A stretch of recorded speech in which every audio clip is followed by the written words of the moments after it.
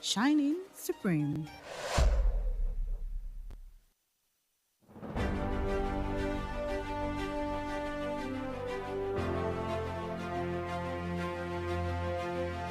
From the news desk of Diamond 88.7 FM Ilorin, this is news on the hour.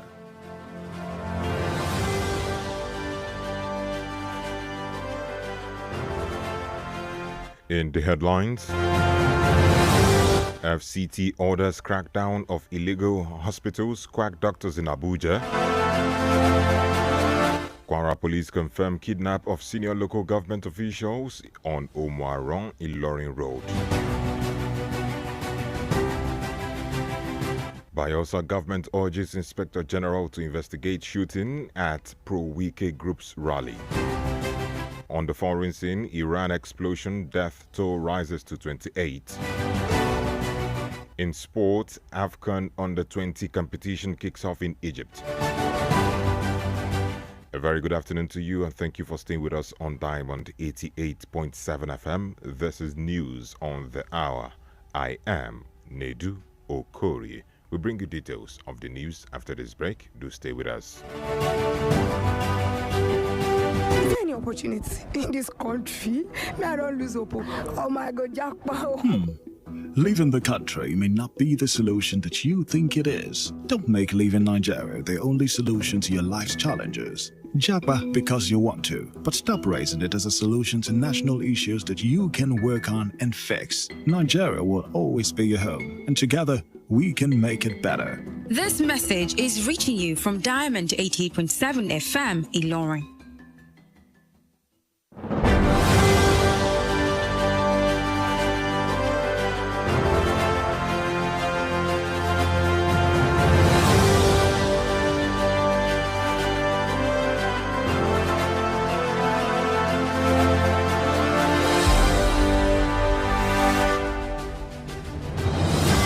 You're welcome back from that short break. Please do note that you can listen to us via our website on www.diamondfm.net or watch us live on Facebook at Diamond 887 FM and on YouTube at Diamond FM Ilorin. Now the news in detail.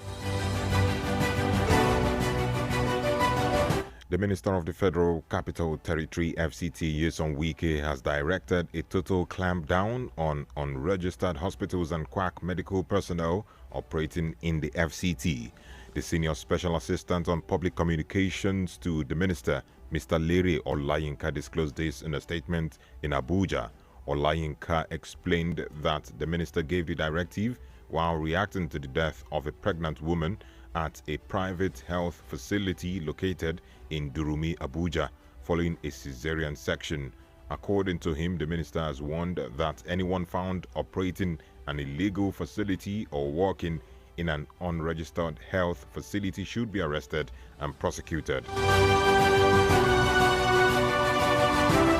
The Ekiti State Governor, Mr. Biodun Oyebanji, has sympathized with residents affected by a rainstorm that damaged several buildings and facilities across parts of the state on Saturday. The storm affected many private and public buildings as well as facilities across the state. In a statement released by his special advisor on media, Yinka Oyebode, the governor expressed relief that no lives were lost during the heavy downpour. Oyebode stated that the governor, moved by the development, has directed the State Emergency Management Agency to immediately commence an assessment of properties that were affected with a view to assisting the victims.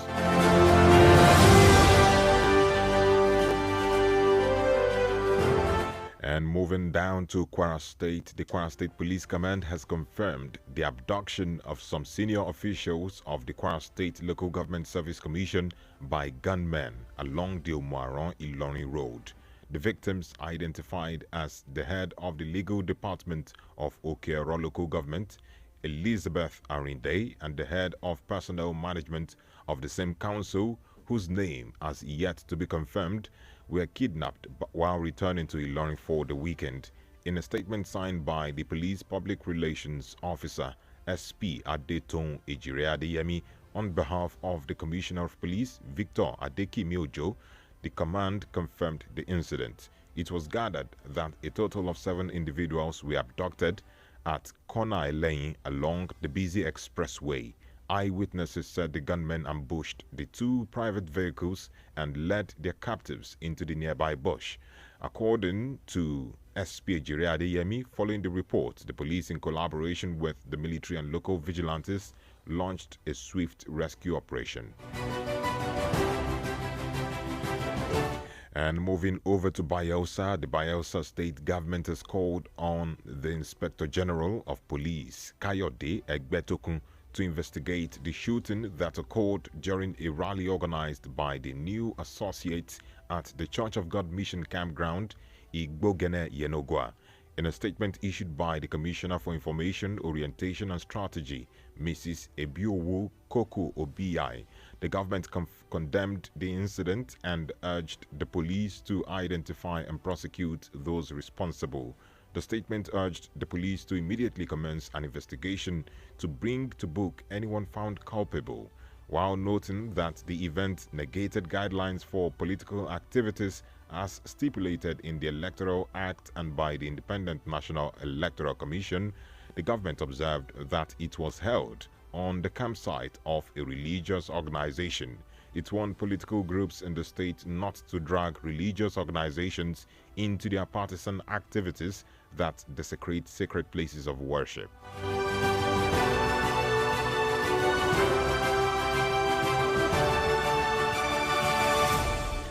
Meanwhile, operatives of the Nigerian police force have thwarted an attempted kidnapping along the Funtua-Gusau highway in Katsina. Acting on credible intelligence, the officer engaged the armed bandits in a fierce gun battle, forcing the criminals to flee with bullet wounds. A statement released today by the force spokesman, Muyiwa Adejobi, said the officer's swift response, 10 individuals, 2 drivers and 8 passengers were rescued unhurt and reunited with their families. In Taraba, Adejobi said operatives of the State Intelligence Department, in collaboration with local vigilante groups, arrested a notorious criminal, Umar Ahmad, on April 18, 2025. He added that Ahmad, who had been on the police watch list for months, was intercepted at a roadblock in Jalingo.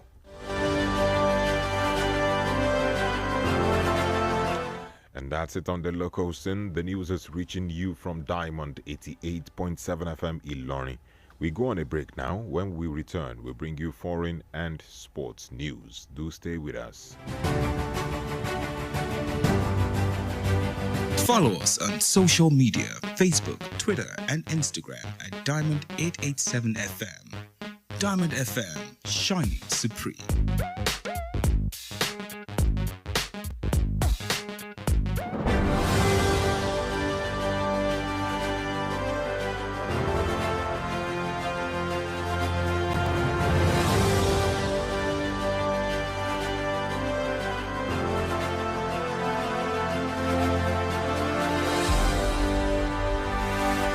You're welcome back from the break. You're still listening to the news on the hour, reaching you from Diamond 88.7 FM Ilorin. We now move on to foreign stories. On the foreign scene this afternoon, the death toll from a massive explosion at Iran's largest commercial port has risen to 28. Fires were still blazing after a massive explosion tore through Iran's largest commercial port the day before, killing over 20 people and leaving at least 1,000 injured, according to local media. The blast occurred on Saturday at Shahid Rajai port in southern Iran near the Strait of Hormuz, through which a fifth of the world's oil output passes.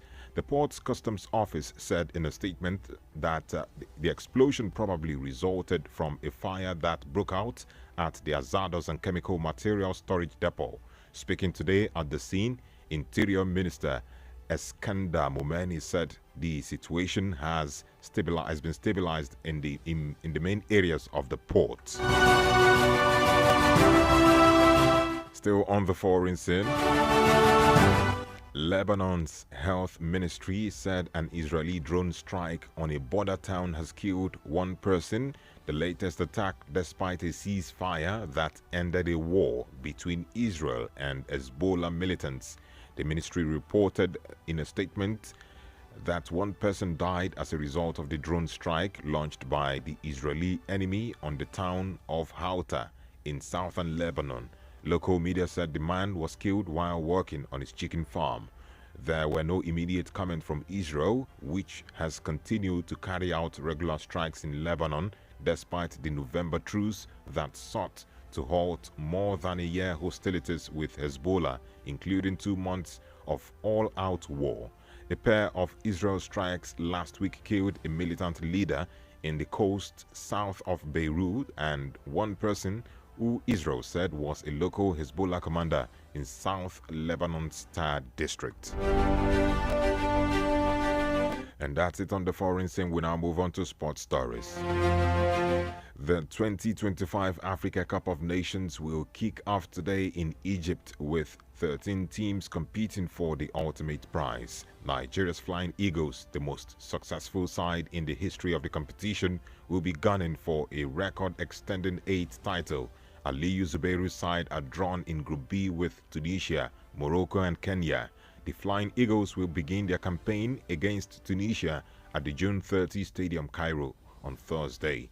Host Egypt will take on the Amajita of South Africa in the competition's opening fixture at the Cairo International Stadium tonight. Zambia will face debutant Sierra Leone in Ismailia in another Group A game also today. The 4 finalists will feature at the FIFA Under-20 World Cup in Chile later this year. And with that story, we've come to the end of News on the Hour. But before we go, here is the recap of the major highlights. FCT Minister orders crackdown on illegal hospitals, quack doctors in Abuja. Kwara Police confirm kidnap of senior local government officials on Omaran Ilorin Road. And Bayelsa State government urges Inspector General to investigate shooting at pro-Wike group rally. And on the foreign scene, we told you that Iran explosion death toll rises to 28. And in sports news, AFCON Under-20 competition kicks off in Egypt.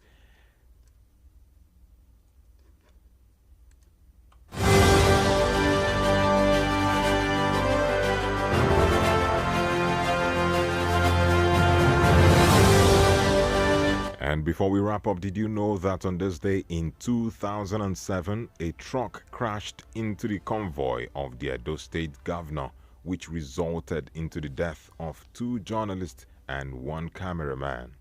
And for news coverage or information about happenings around you, kindly contact Diamond FM newsroom number on 0916 062 7526.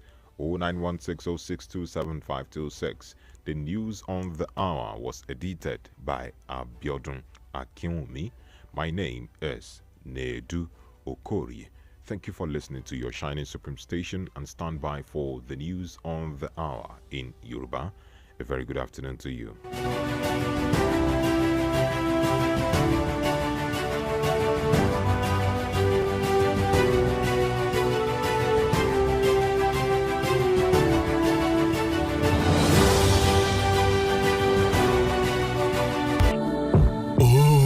Pleases me every single time I listen to Diamond FM after a long time away. Oh my god, oh my god, oh my god, oh my god, oh my god, oh my god, oh my god, oh my god, oh my god.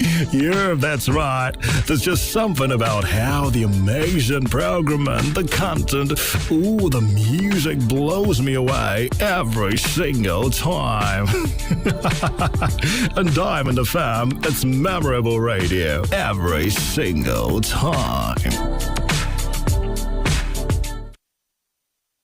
Bí a bá ń sọ nípa àgbékalẹ̀ ìròyìn tí kò lẹ́jà bákan nínú. Ikọ̀ ẹ̀ṣọ́ aláàbò alájùmọ̀ ṣiṣẹ́ pọ̀ lápá ìlà oòrùn àríwá ti ṣàṣeyọrí. Ètò eré ìdárayá. Àwọn tí Ronaldo ní ìsìn nìyẹn, àwọn tí Lionel Messi náà ń bẹ́ẹ̀. Ètò amúlùdùn tí kò lẹ́lẹ́gbẹ́. Akínyìn o.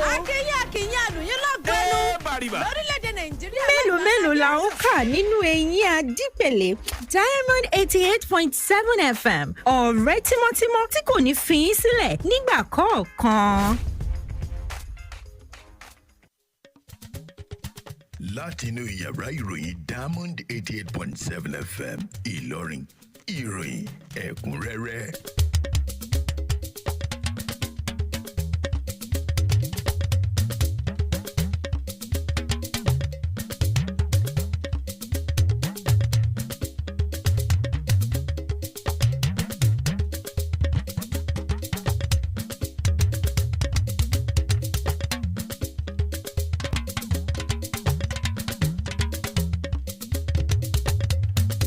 ṣáájú ẹ̀gbọ́n àwọn kókó tó wà nínú ìròyìn náà.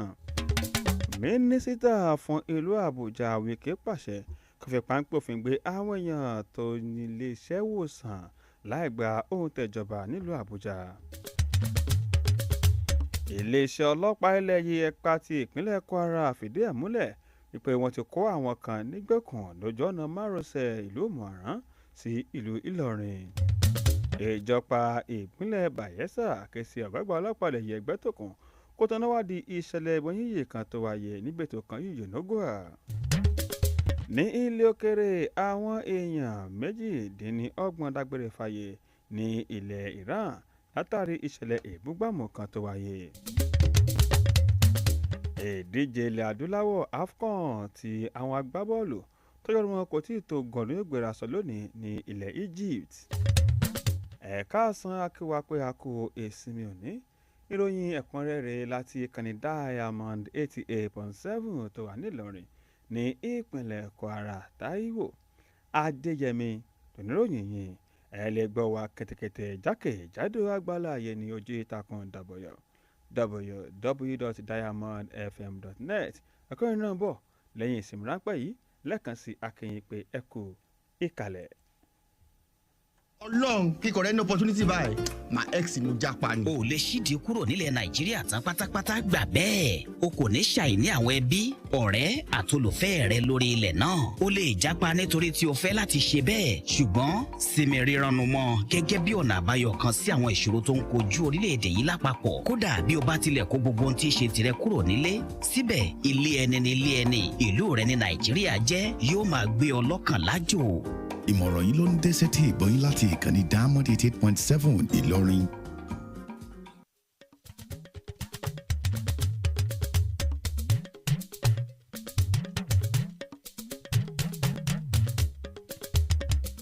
ẹ káàbọ̀ padà ìròyìn náà rẹ̀ ní ẹ̀kúnrẹ́rẹ́ mínísítà fún olóòlù ilẹ̀ yìí nílùú àbújá ìyẹn sọ wípé ti pàṣẹ wípé àsìkò tó kẹfìgbà ń pòfin gbé àwọn èèyàn tó ní ilé ìwòsàn tí ó gba òtẹ́ ìjọba àtàwọn tí kì í ṣe akọ́ṣẹ́mọṣẹ́ ṣègùn òyìnbó àmọ́ tí wọ́n ṣiṣẹ́ ṣègùn òyìnbó ní ìlú àbújá olùrànlọ́wọ́ àgbà pàtàkì lórí ọ̀rọ̀ aráàlú fún mínísítà ọ̀hún ọ̀gbẹ́ni lérò láyínká lọ fún méjì nígbà tó sọ̀rọ̀ lónìí ìyáde kan tó buwọ́lù ọ̀làyínká tẹnukẹ́ mínísítà ló pàṣẹ ọ̀hún látàrí ìṣẹ̀lẹ̀ obìnrin aláboyún kan tó dágbére fáyín ilé ìwòsàn kan ní dùrùmí nílùú àbújá lẹ́yìn ìgbà tí wọ́n ṣe iṣẹ́ abẹ fún gẹ́gẹ́ bó ṣe mínísítà ọ̀hún tẹnumọ́ wípé ẹnikẹ́ni tó máa ṣiṣẹ́ ilé ìṣègùn òyìnbó láì gba òtẹ́ ìjọba àtàn tó wà níbẹ̀ ni wọ́n fi páńpẹ́ òfin gbé e.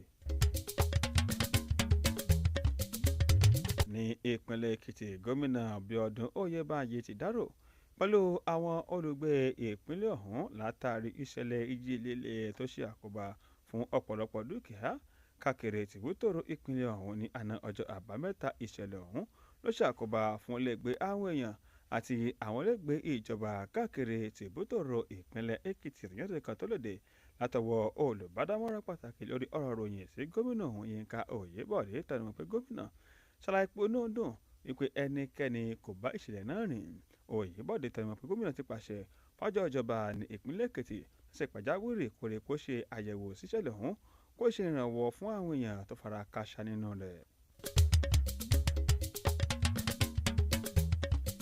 ní ìpínlẹ̀ kwara iléeṣẹ́ ọlọ́pàá ilẹ̀ yìí ti fìdí ẹ̀ múlẹ̀ wípé wọ́n ti kó àwọn òṣìṣẹ́ àgbà àjọ tó ń rí sí ọ̀rọ̀ ìjọba ìbílẹ̀ ní ìpínlẹ̀ kwara kan nígbèkùn ní ojú ọ̀nà tó lọ láti ìlú márùn sílùú Ìlọrin látọwọ́ àwọn àgbébọn àwọn ẹni ọ̀hún kan lára wọn onígẹ̀ adarí ẹ̀ka òfin ní ìjọba ìbílẹ̀ Òkè Àró Elizabeth Àrìndé àti àwọn òṣìṣẹ́ àgbà mìíràn tí wọ́n ti forúkọ léde wọn kàn wọ́n nígbèkùn nígbà tán padà sílùú Ìlọrin ní òpin ìsìnkẹ́sì kan tó léde látọwọ́ alukoro fún iléeṣẹ́ ọlọ́pàá ilẹ̀ yìí ẹ̀ka ti ìpínlẹ̀ Kwara SP Adétẹ̀hún Èjìrẹ́ Adéyẹmí lórúkọ kọmíṣánná fún iléeṣẹ́ ọlọ́pàá ilẹ̀ yìí ẹ̀ka ti ìpínlẹ̀ Kwara Victor Adékìmí Òjó fìdí ẹ̀ múlẹ̀ gẹ́gẹ́ bó ṣe wí ó tẹnumọ́ wípé àyàn méjì ọ̀tọ̀ọ̀tọ̀ ni wọ́n kó nígbèkùn ní agbègbè kọ́nà ẹlẹ́yìn lójú ọ̀nà márosẹ̀ ọ̀hún àwọn ojú mi kòró ṣàlàyé àgbègbè ọ̀hún ó ní wọ́n dọdẹ ọkọ̀ méjèèjì tí wọ́n sì kó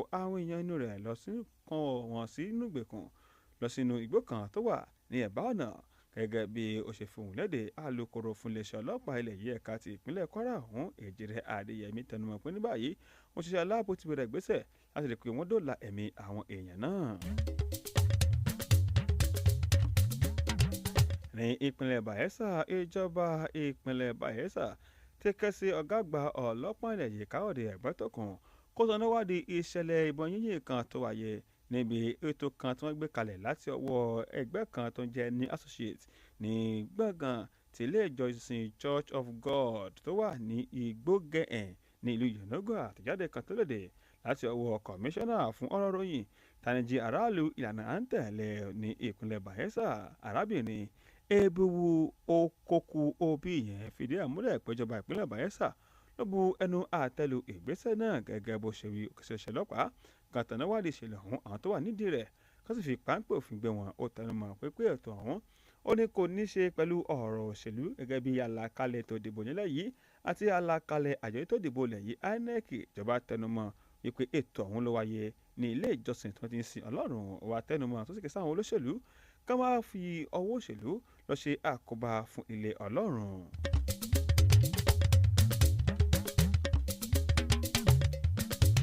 àwọn òṣìṣẹ́ ọlọ́pàá ilẹ̀ yìí ti bá èròǹgbà láti kó àwọn èèyàn kan nígbèkùn lójú ọ̀nà márosẹ̀ tó lọ láti Funtua sílùú Gúúsù ní ìpínlẹ̀ Katsina jẹ́ àwọn òṣìṣẹ́ ọlọ́pàá ọ̀hún wọn táwọn olóbo tó ti gbẹ́nàjàmọ́ kaná pẹ̀lú àwọn akógunjàlú ọ̀hún púpọ̀ àwọn akógunjàlú ọ̀hún ló fa káṣá ọta ìbọn àtijáde kan tó dé lónìí látọwọ́ alukoro fún iléeṣẹ́ ọlọ́pàá ilẹ̀ yìí Míwà Adéjọbí tẹnumọ́ wípé àwọn èèyàn mẹ́wàá ọ̀tọ̀ọ̀tọ̀ láti rí awakọ̀ méjì àti àwọn èèyàn mẹ́jọ lórí kó yọ nínú ìṣẹ̀lẹ̀ ọ̀hún ní ìpínlẹ̀ Taraba. Adéjọbí tẹnumọ́ pé àwọn ẹ̀ka ọ̀tẹlẹ̀múyẹ́ ti ìpínlẹ̀ ọ̀hún pẹ̀lú àjọṣepọ̀ àwọn ọ̀lẹ́dẹ̀ ìbílẹ̀ sípàǹpòfin gbé ọ̀jìnmí ọ̀daràn kan Umar Ahmad ní ọjọ́ kejìdínlọ́gbọ̀n oṣù kẹrin ọdún tàwa yóò fẹ́ àkùnkùn pé Ahmad ni wọ́n fi páńpòfin gbé ní ìlú Jalingo.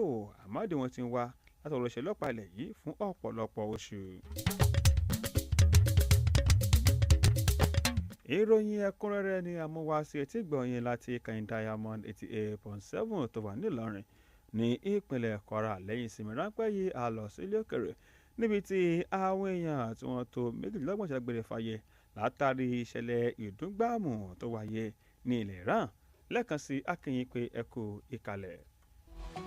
ẹ darapọ̀ mọ́ wa ní ìtàkùn káyélujára wa ìtàkùn ìbádọ́rẹ̀ẹ́ Facebook ìtàkùn abẹ́yẹfò Twitter àti Instagram lórí Diamond 887 FM.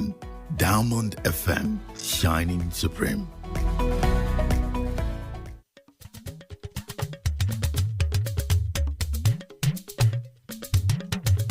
ẹ káàbọ̀ padà ìròyìn ẹ̀kúnrẹ́rẹ́ náà ní amúwáṣe etí ìgbọ̀nyìn láti ìkànnì Diamond 88.7 tó wà nílọrin ní ìpínlẹ̀ Kwara. ìròyìn ọ̀hún tẹ̀síwájú láti ilé òkèrè. àwọn èèyàn tí wọ́n tó méjìlélọ́gbọ̀n ṣàgbére fàyè látàrí ìṣẹ̀lẹ̀ búgbàmù kan tó wáyé ní ilẹ̀ Iran. ìṣẹ̀lẹ̀ ọ̀hún ló wáyé ṣe pé àwọn èèyàn ogun ọkọ̀ dágbére fàyè tí àwọn èèyàn tó lé ní ẹgbẹ̀rún kan sì fara káàṣà ìfìlédè látọwọ́ iléeṣẹ́ ìròyìn ilẹ̀ ọ̀hún. ìṣẹ̀lẹ̀ ló wáyé ní agbègbè tó jẹ́ ti ibùdókọ̀ Sairaji ní agbègbè gúúsù ilẹ̀ Iran ní agbègbè Umuzu ìfìlédè.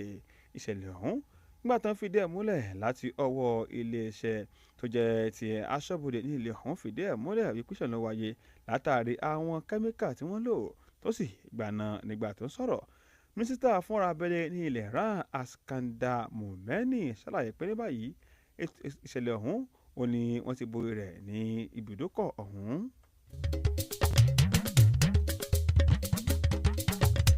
síbẹ̀ nílòkèrè iléeṣẹ́ ọ̀rọ̀ ìlera ní ìlú Lebanon ti fìdí ẹ̀ múlẹ̀ wípé ìkọlù àdó olóró tó léde ní ẹnu àlá rẹ̀ pẹ̀lú ilẹ̀ Israeli látọwọ́ ilẹ̀ Israel ló ti já okùn ẹ̀mí ẹnìkan pẹ̀lú àdéhùn kógókógó símọ́ tó wáyé láàrin ilẹ̀ Israel àti ikọ̀ Hezbollah kò ṣe fìlédè ẹni ọ̀hún ó ní ó kàgbákò àdó olóró ọ̀hún tó ń jì látọwọ́ ilẹ̀ Israel ní ìlú Alta ní agbègbè gúúsù ìlú Lebanon kò ṣe fìlédè ọkùnrin ọ̀hún ló ṣiṣẹ́ nínú oko adìyẹ rẹ̀ lọ́wọ́ kó di pé àdó olóró ọ̀hún lọ bá ṣáájú ọ̀sẹ̀ tó kọjá nílẹ̀ Israel ṣọ́kọ́ ju àdó olóró kan tó sì jẹ́ pé ó já okùn ẹ̀mí àwọn èèyàn kan ní ilẹ̀ ọ̀hún pẹ̀lú àdéhùn tó léde lọ́dún tó kọjá láàrin ilẹ̀ Israel àti ikọ̀ Hezbollah láti fi àyè gba àlàáfíà ilẹ̀ Israel ti tẹ̀síwájú láti rí i pé ó ń ṣe ìkọlù sí ikọ̀ Hezbollah láìpẹ́ yìí ó ní ṣe ìkọlù kan ojú òfurufú tó já okùn ẹ̀mí ẹnìkan tí wọ́n pè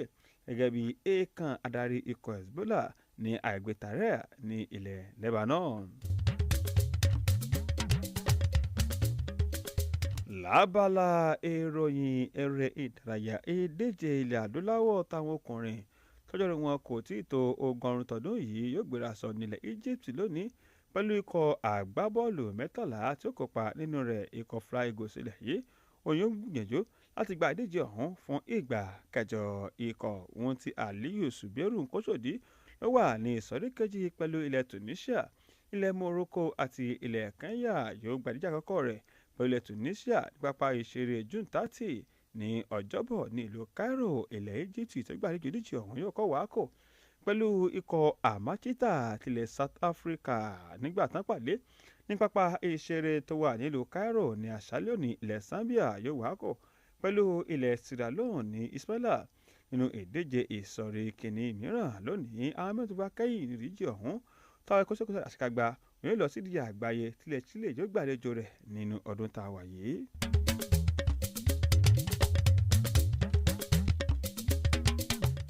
kátó lẹ́ẹ̀kan sí ẹgbẹ́ àwọn kókó tàbí nínú àwọn ìròyìn ọ̀hún a kà fún yín pé Wike ti pàṣẹ kan fi páńpẹ́ òfin gbé àwọn èèyàn tó nílé ìwòsàn ìjọba láì gba òǹtẹ̀ lọ́wọ́ ìjọba nílùú Àbújá a ti sọ fún yín pé iléeṣẹ́ ọlọ́pàá ti ìpínlẹ̀ Kwara fìdí ẹ̀ múlẹ̀ wípé wọ́n ti kó àwọn èèyàn kan nígbèkùn lójú ọ̀nà márosẹ̀ tó lọ láti ìlú Òmùaran sí ìlú Ìlọrin ní ìpínlẹ̀ Bayelsa ìjọba ìpínlẹ̀ ọ̀hún ti ké sí ọ̀gá àgbà ọlọ́pàá ilẹ̀ Yẹgbẹ́tókun kó tanná wádìí ìṣẹ̀lẹ̀ ìbọn yínyìn tó wáyé níbi ètò kan tó ń gbé kalẹ̀ ní ìlú Yenagua. ní ilé òkèrè ní ilẹ̀ Iran ti sọ fún yín pé àwọn èèyàn tó tó 22 ti dágbére fáyé látàrí búgbàmù kan tó wáyé ní ilẹ̀ ọ̀hún. lákòótán ìdíje ilẹ̀ adúláwọ̀ ti AFCON tọdún yìí táwọn kan agbábọ́ọ̀lù tó tún ọkọ̀ tó gọ̀ọ́dún yóò gbéra sọ nílẹ̀ Egypt ní òní.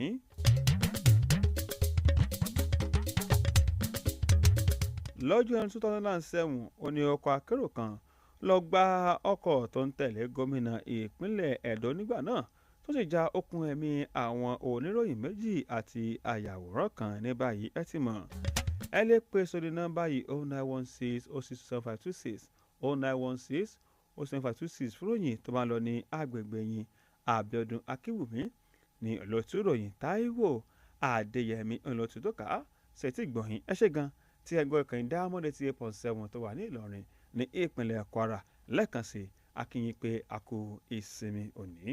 ìròyìn ẹ̀kúnrẹ́rẹ́ láti ilé iṣẹ́ Diamond FM. ní gbogbo ìṣẹ́jú àti wákàtí lẹ ń fi máa gbádùn ojúlówó àwọn ètò ní ilé iṣẹ́ tiwa kò sí àṣàdànù nínú àwọn àlàkalẹ̀ ètò ní ìkànnì tí ẹ ti mọ̀ bí ẹni mowó Diamond 88.7 FM ẹ lọ fọkàn balẹ̀ bó bá